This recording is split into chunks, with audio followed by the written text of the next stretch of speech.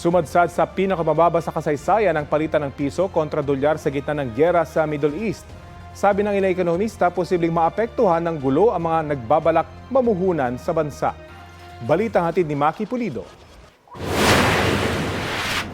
Patuloy ang palitan ng airstrike ng Israel at Iran na ngayon nasa ika-4 na linggo na. Sa gitna nito, lalo pang bumulusok ang halaga ng piso kontra dolyar. Nagsara ang palitan sa panibagong record low na 60 pesos and 30 centavos kada dolyar.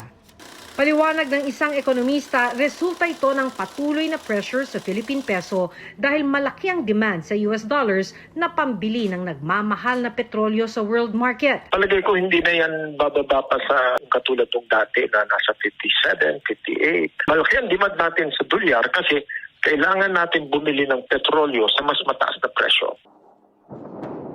Mula nang sumiklab ang gulo sa Middle East, bumaba na ang Philippine Stock Exchange ng mahigit 500 points. It's a natural reaction to uncertainty, right? With what prices in the commodities market are also showing. So maybe it's really a knee-jerk reaction.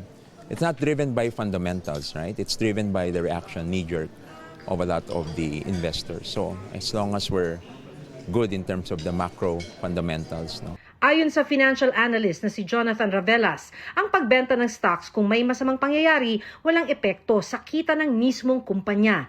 Mas aalalahanin daw ng mga negosyo, halimbawa, ang pagmahal ng transportasyon at kuryente na epekto ng giyera sa ekonomiya. Walang effect sa kanila yon. Kumbaga, yung pera na yung nilist nila, ang ginagamit na yan ng kumpanya.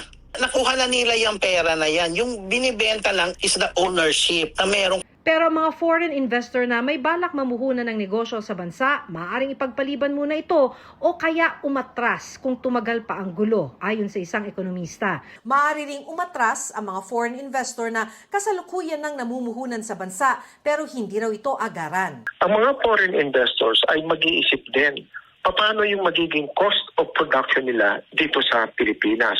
Ang unang-unang titingnan nila dyan is yung kanilang gastos sa utilities. Tataas ba ang singil sa kuryente? Tataas ba ang singil sa tubig?